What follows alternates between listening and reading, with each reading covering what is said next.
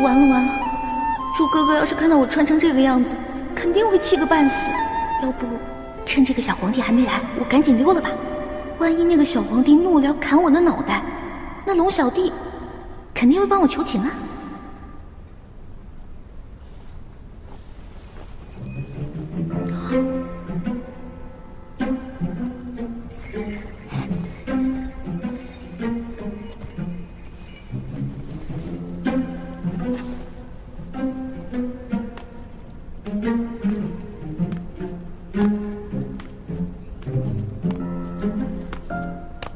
你要去哪儿啊？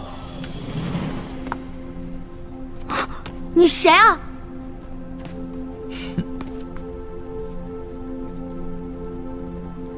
除了朕，还能有谁啊？你是皇上？你是皇上，为什么要戴面具啊？啊，朕喜欢在临幸后宫嫔妃之时，玩一些有情趣的小游戏。臣女奕欢叩见皇上，皇上万岁万岁万万岁！